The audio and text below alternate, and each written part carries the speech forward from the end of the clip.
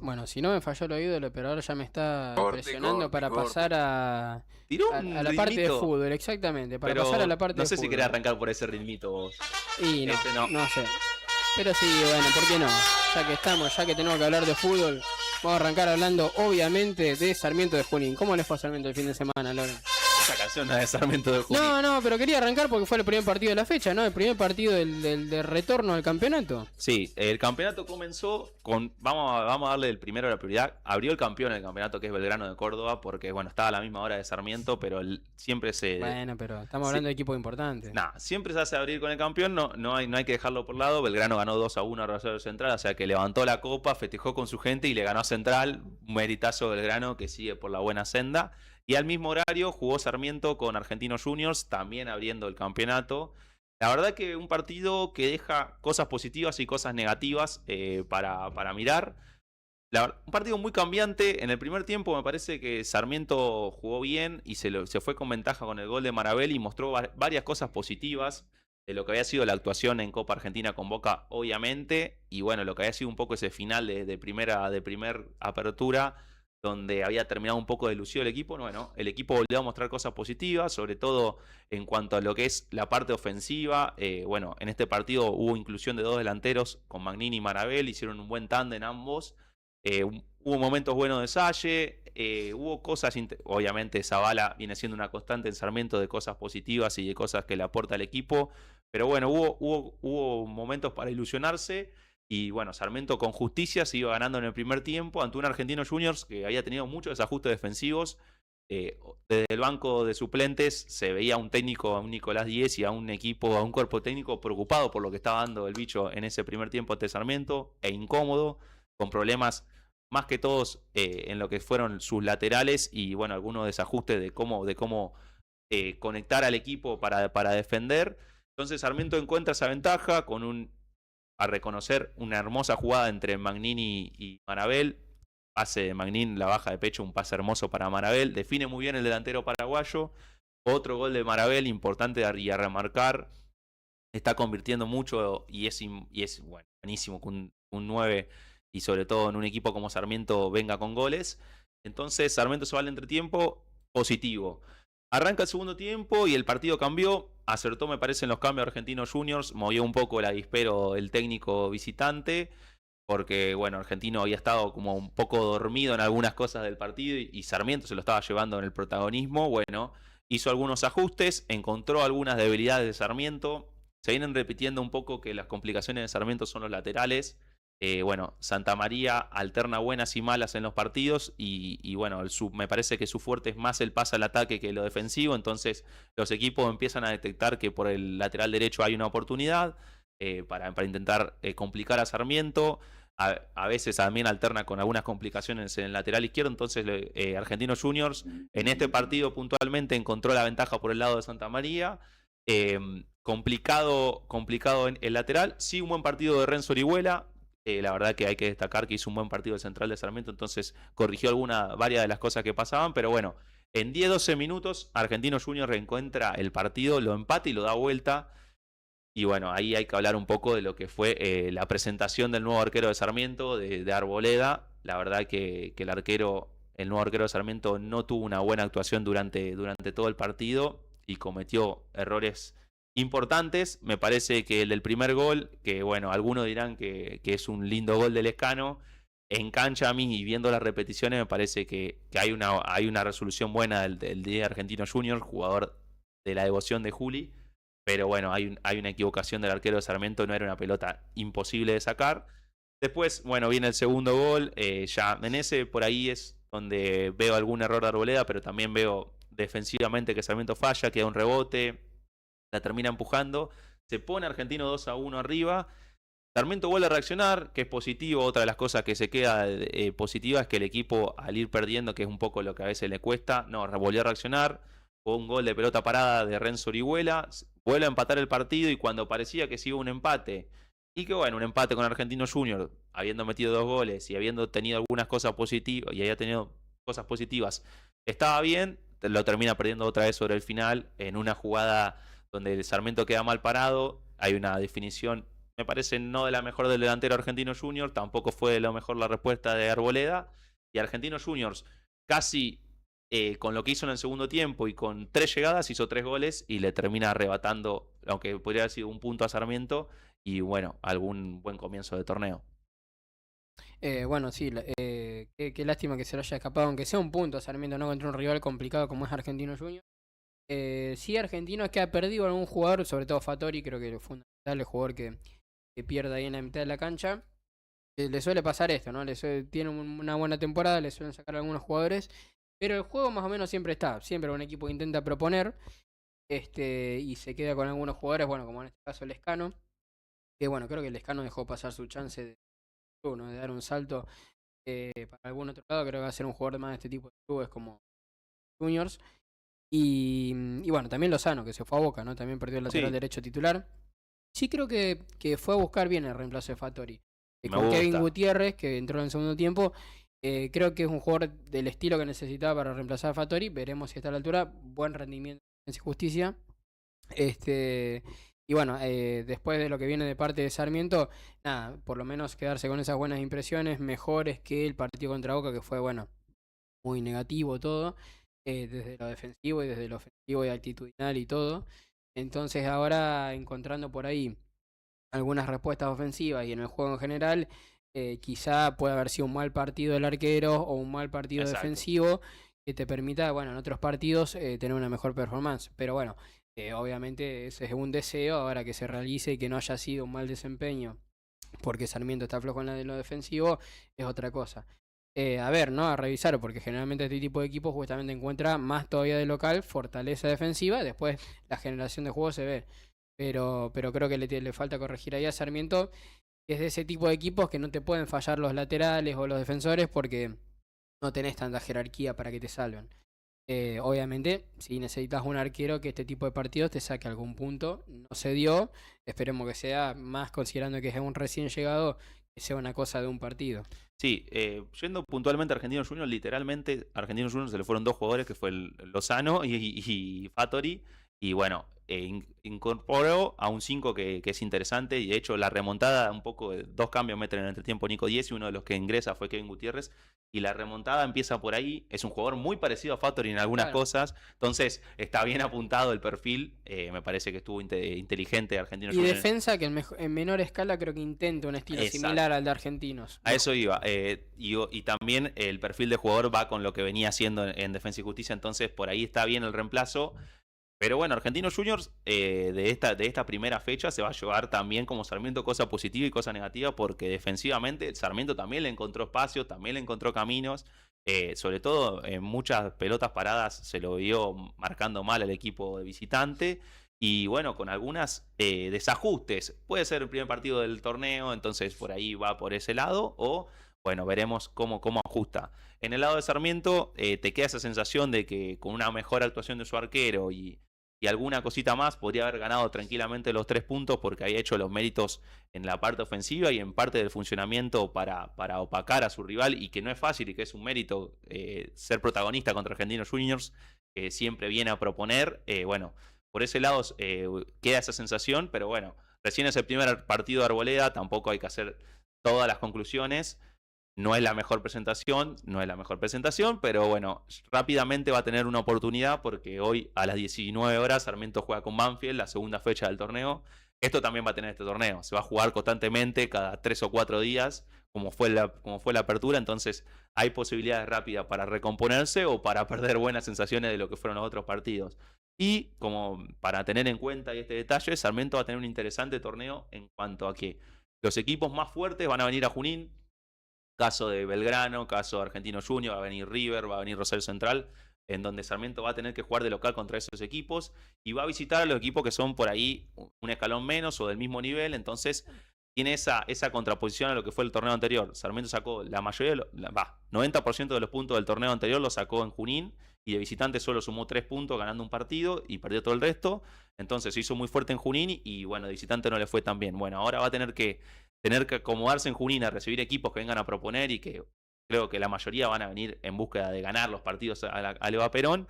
Y bueno, Sarmiento como visitante, teniendo equipos que entre comillas, sean más parejos y más accesibles, teniendo que sumar por fuera de Junín. Hoy es la primer test de eso con Banfield, que es un equipo bastante parejo, y donde Sarmiento yo creo que le puede sacar un buen resultado. Claro, sí, a todo esto lo podrido que estoy de jugar contra los mismos equipos. Eso, no, eso es horrible. Es muy cansino jugar siempre contra los mismos equipos. Riestra, creo que los últimos 2 años Boca jugó 5 veces contra muy cansino. Bueno, repasando lo que sigue siendo la fecha, tenemos a Defensa que empata de local 1-1, un punto, bueno, seguro con gusto a poco, contra el que voy a apodar como el Neo Aldosivi, porque bueno, porque es un equipo con 11 jugadores diferentes, ¿no? De lo que venía jugando el semestre pasado en Aldosivi. Así que vamos a llamarlo el Neo Aldosivi, que bueno, consigue un empate después de la gran victoria por Copa Argentina, consiguió frente a River Plate, ganando por 3-1. Así que bueno, empieza bien el año Aldosivi y bueno, Defensa seguramente con gusto a poco el puntito contra este nuevo equipo de Aldosivi. Después, bueno, Gimnasia de Mendoza que arranca bien, ganando el local contra Central Córdoba, bueno, uno de los equipos que tiene que sumar puntos. Sí, complicado. Sí, está complicado, está obligado a sumar puntos, bueno, obviamente ascendidos. Muy poco tiene, la verdad que una realidad que tiene poco equipo Gimnasia de Mendoza. Habrá que ver cómo lo gestiona. Y después, en cuanto a los puntos, sacó varios puntos el semestre pasado. La verdad que tuvo un buen semestre para lo que se esperaba. Así que aparentemente viene siguiendo por el mismo camino y tendrá que sacar puntos, sobre todo en estos partidos, ¿no? De local contra Central Córdoba es el partido apuntado a ganar y lo ha conseguido. Sí, aparte con el colchón que hizo en la primera parte del torneo, no es una locura la campaña que hizo, pero es una campaña bien, con una segunda campaña lógica, se queda en primera porque, bueno, tenemos los casos de Estudiantes Río Cuarto que está complicadísimo, casi descendido. Caso Aldo Civi, que recién lo mencionabas, que, bueno, cambia todo su equipo porque la apuesta es intentar alcanzar a alguien en la tabla general para mantenerse en la categoría. Entonces, Gimnasia de Mendoza tiene buenas oportunidades. Obviamente no tenés que dejar pasar estos partidos contra un Central Córdoba de Santiago del Estero que se viene complicando, que bueno, viene de lo que fue el punto alto de haber participado de una copa, empezó su caída y empieza a acercarse más al fondo que a estar nuevamente peleando por clasificar a copas. Exactamente. Bueno, Racing que empieza con el pie derecho, ganándole de local a Gimnasia. Muy en cuanto a, no en cuanto al juego, sino en cuanto al plantear, un Racing muy desdibujado si comparamos con el campeón de la Sudamericana. Es otro Racing mucho más cercano. Bueno, decíamos, bueno, Racing está más cerca de Boca y River. Hoy en día yo creo que está más cerca de Independiente. Totalmente. Desde los refuerzos, desde el equipo. Bueno, los refuerzos no jugó ninguno titular, fueron entrando. No creo que se haya reforzado mal, pero bueno, en el equipo que le fue quedando, con las figuras que fue perdiendo, le ha quedado un equipo desdibujado a Racing, que veremos para qué está. En este caso, han jugado chicos de las inferiores, ¿no? Como por ejemplo Tello, que termina jugando en el mediocampo, que bueno, es un chico hace poquito, que casi partidos en primera. Después habrá que ver entre las ausencias, ¿no? Estaban, por ejemplo, Maravilla Martínez y Di César, tarjeta roja, algún otro lesionado, pero bueno, no mucho más. Y de los refuerzos, creo que Ortegoza va a ser importante para este Racing. Lautaro Díaz puede ser que también. No lo sé, Craneviter, hay mis dudas. Hay que ver para qué está físicamente Craneviter. Y bueno, no mucho más. Rojo ni siquiera jugó. Veremos si a pesar de tener menos equipo, encuentra fútbol y encuentra juego y termina siendo un equipo protagónico. Sí, yo acá me anoté, apareció Miljevich, me anoté. Porque bueno, un jugador que nosotros habíamos apuntado en lo que han sido las predicciones aquellas donde habíamos acertado que Racing iba a ser una de las decepciones de la apertura. Bueno, decíamos que Miljevich podía ser una solución o podía ser interesante para Racing. La verdad que el primer torneo de Matco fue bastante malo y hubo toda una controversia también de lo que es por fuera de la cancha el jugador. Bueno, gol en Copa Argentina, gol contra Gimnasia en esta primera fecha del clausura y buen rendimiento del número 10 que bueno, puede llegar a ser algo que le dé alguna solución. Coincido que Racing, si miramos el equipo campeón aquel de Costa de la Copa Sudamericana, de ahí ha empezado torneo a perder un poquito y bueno, ahora obviamente estamos hablando en cuanto a nombres y en cuanto a plantel, porque si vamos a hablar ya en un ratito de lo que es la actuación de Boca y River actual, en lo que están siendo los rendimientos, se lo ve un poco más cercano al segundo tanda de los buenos equipos. De los mejores equipos, pero bueno, en esta primera fecha Gimnasia viene demostrando ser un equipo no tan fácil y que te la puede llegar a complicar. Racing lo terminó sacando adelante y por lo menos arranca positivo el campeonato. Sí, no lo tengo a Alfonso Espino, el llegado de Yo Rayo tampoco. Vallecano, que tiene 34 años. La verdad que es un jugador que no tenía en el radar. Tampoco sé, bueno, qué se puede esperar de él. Sí, Pero bueno, pero arrancó de titular. no hay ningún nombre rutilante que diga Racing No, no, no. vino con este nombre bueno, ese es el gran refuerzo. Sí, pueden ser tanto Lautaro Díaz, Craneviter, Ortegoza, cosas que pueden llegar a salir bien y afianzarse a refuerzos que Creo que suman. son jugadores que pueden ser interesantes en un equipo funcional, ¿no? Que pueden ser un buen complemento. Un equipo sin figuras y con buen rendimiento, lo cual es difícil en el fútbol argentino. Pero bueno, si lo logra. Racing contra un Gimnasia que, bueno, otro que también ha perdido el jugador, bueno, el Pata Castro, entre otros, creo que le va a costar. Y además incorporó a Hanson, creo que va a tener Gimnasia. Así que, El pibe. claro. Racing con nuevo técnico, eso no lo mencionamos. Bogoda, obviamente, comienza su ciclo por Costas que se fue no muy tranquilo con. No, un rendimiento muy bajo, el del último Racing de Costas. Pero se fue mal con Milito, digamos. Hay algo pasó sobre el final.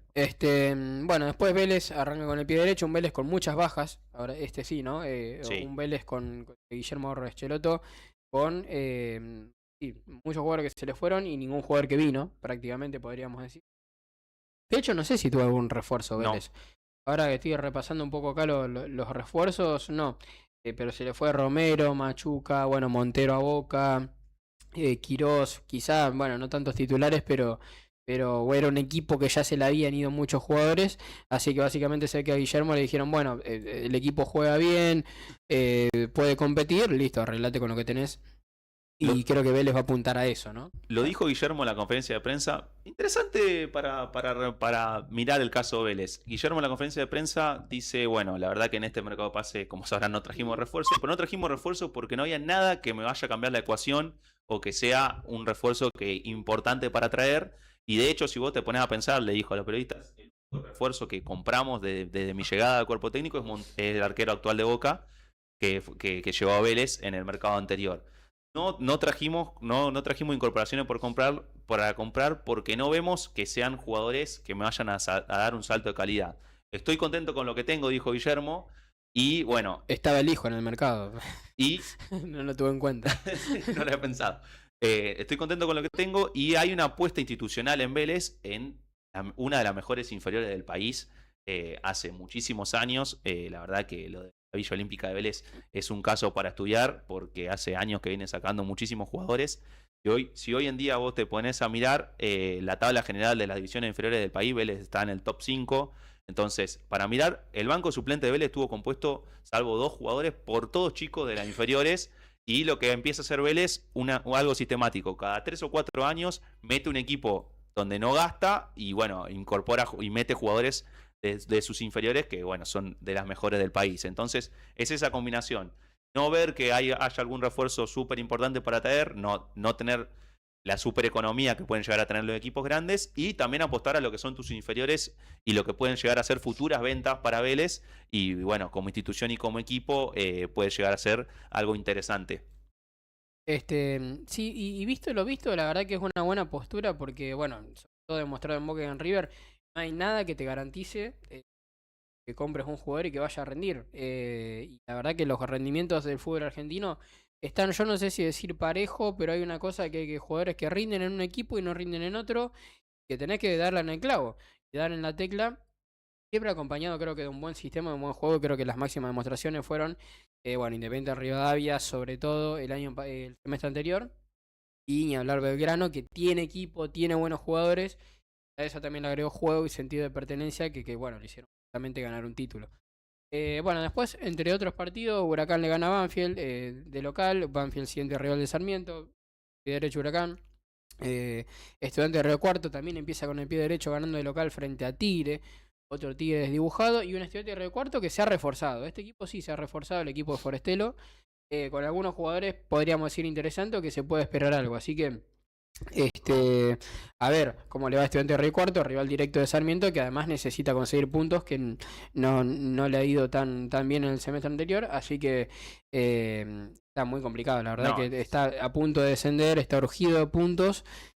por lo cual necesitaba reforzarse de esa manera, necesitaba comenzar con el pie derecho, sumando puntos de local, y bueno, ojo si engancha una seguidilla, y bueno, pone en jaque a los equipos que le siguen, tanto en los promedios como en la zona baja de los puntos anuales. Sí, el cálculo para Estudiantes Río Cuarto lo tengo hecho. Tiene que ganar 9 partidos en esta segunda Un parte. montón. Tiene que sumar 27 puntos porque sumó 5 en la apertura. 27 más 5 es 32, es llegar a 1 de promedio. Con 1 de promedio va a superar a Aldo Civi o a Sarmiento, o más bien a Aldo Civi. Y 27, que es casi, sí, no, es clasificación segura y... No, sí, es pelear, es salir y arriba, sí. Sí, es salir arriba. entre los primeros 3, 4 de tu zona, Claro. pero bueno, es ganar 9 partidos. Bueno, ese es el cálculo, es muy difícil, te diría casi imposible que Estudiantes Río Cuarto lo logre, pero obtuvo el primero de esos 9, se podría decir, Claro, dirá ya Poder Estero van y dirán 3. sus jugadores. Sí, ya ha traído jugadores que en otros equipos, bueno, han mostrado alguna cosa.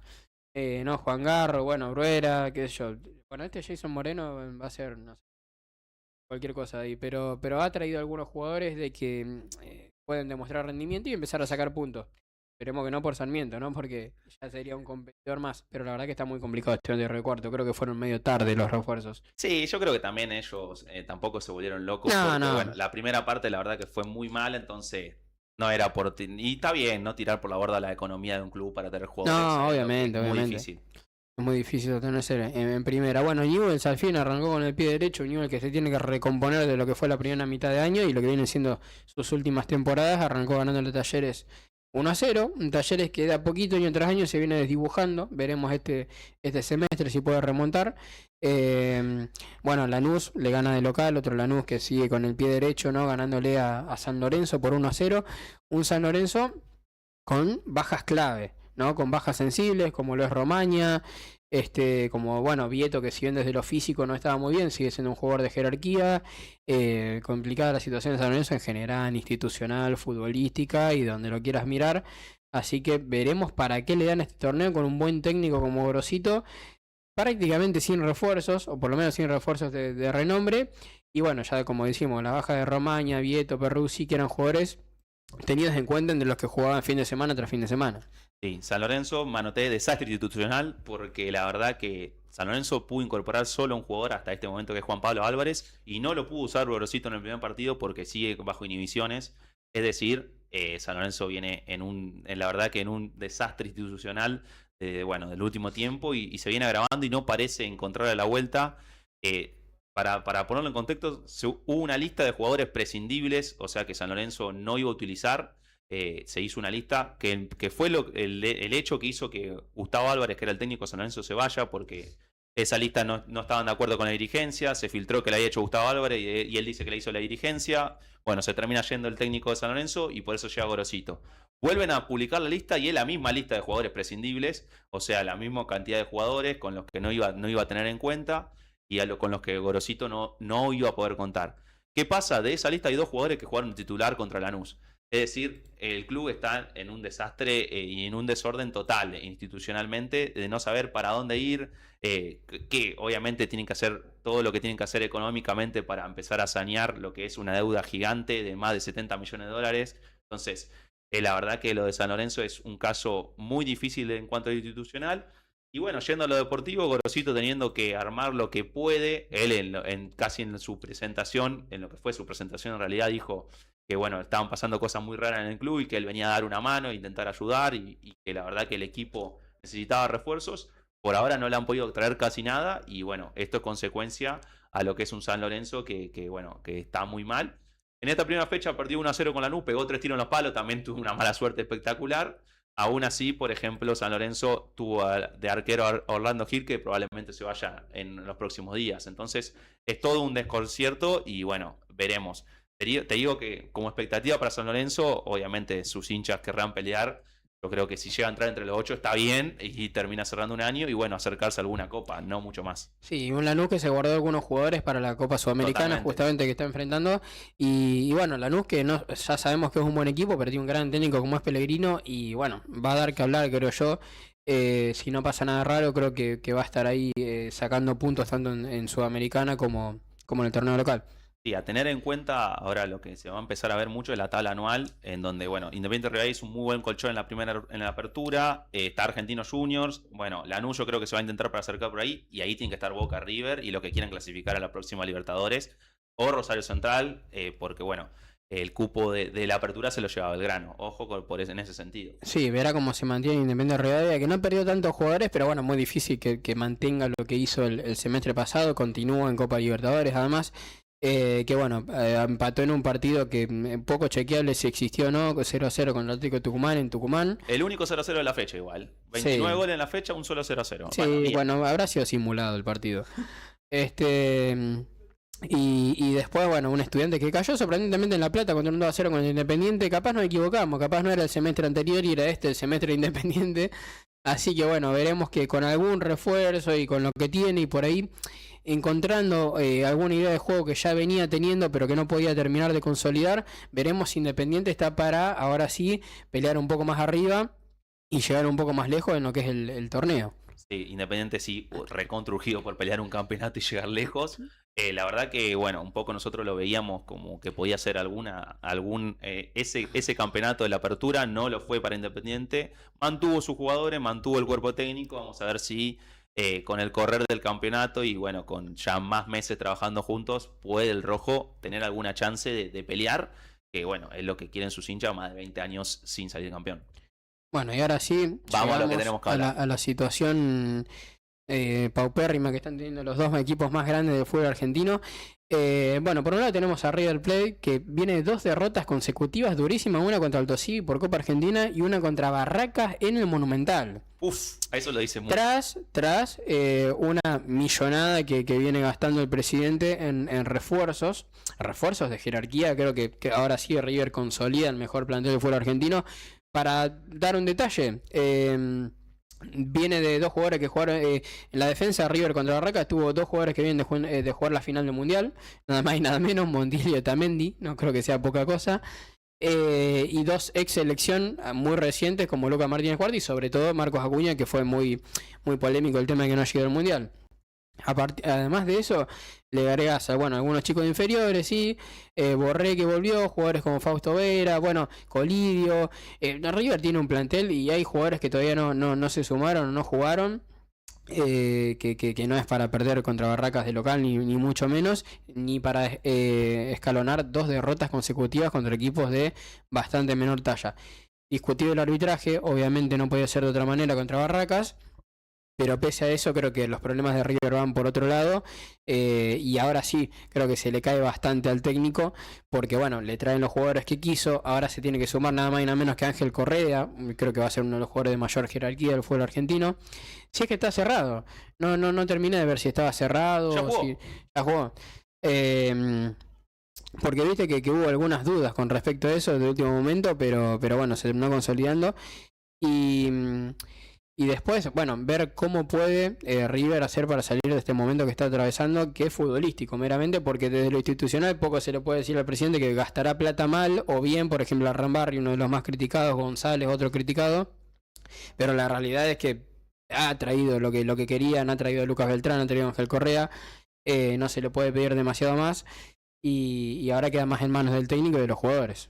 Yo creo que lo de River es funcionamiento total, bueno, tener que ensamblar obviamente este equipo, porque le ha traído jugadores importantes ahora con Ángel Correa, con Otamendi, con Beltrán, con Borré, jugadores importantes a los que ya tenía, porque ya tenía un buen equipo, pero en funcionamiento no está siendo bueno, primero no tiene claro a qué está jugando River, la verdad que ya está en un loop donde no es claro River el funcionamiento y lo que quiere hacer en cada partido, no está siendo protagonista.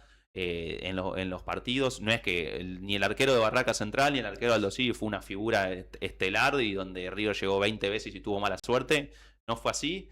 Entonces, lo que había sido un mérito de Chacho Coudet, que era ganar muchos puntos y ganar partidos en la apertura sin tener el mejor funcionamiento, bueno, ya ese mejor funcionamiento no te está alcanzando y bueno, son 2 derrotas muy fuertes. Aldo Civi en Copa Argentina es recién el segundo partido que gana Aldo Civi en el año. Todavía no pudo ganar en ninguno de los 2 campeonatos, solo ganó por Copa Argentina. Y Barraca Central, que es un equipo complicado, pero que no viene teniendo su mejor temporada, va al Monumental y le gana.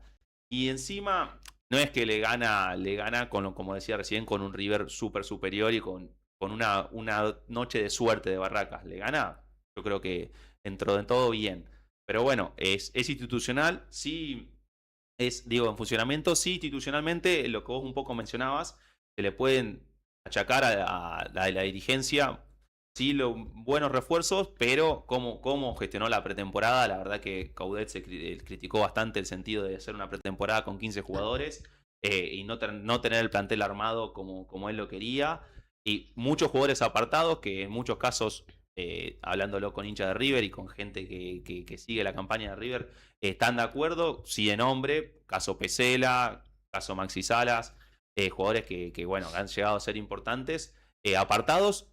Y después ahora, por ejemplo, una de las cosas que se está rumoreando es si, por ejemplo, vuelve Pesela al plantel y no, por ejemplo, tener esos jugadores apartados y hacer una pretemporada con pocos jugadores y tener que incorporar juveniles. Bueno, es un poco en ese sentido lo que se le puede llegar a criticar también a la dirigencia, que tomó una decisión, dijo, aparte de estos jugadores, voy a traer jugadores de jerarquía, por ahí no terminaron de llegar en el momento.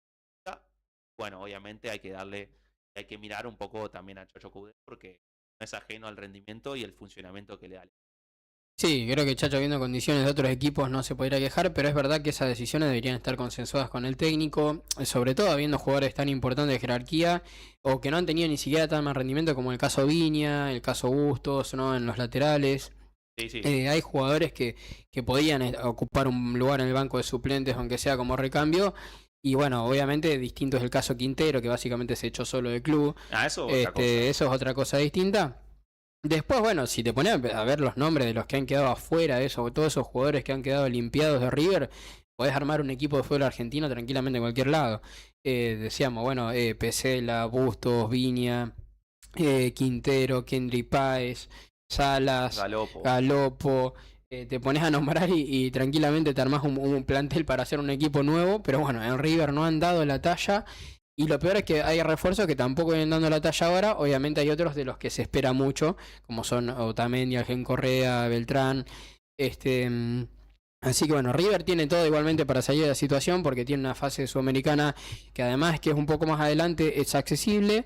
Y bueno, ahora en el torneo creo que con lo que tiene debería poder sobrellevarlo. Pero bueno, la realidad es que tuvo un muy mal arranque, un arranque con el pie izquierdo para River, con 2 golpes duros de inicio. Veremos si se puede reponer esa situación. En la vereda de frente lo mismo, ¿no?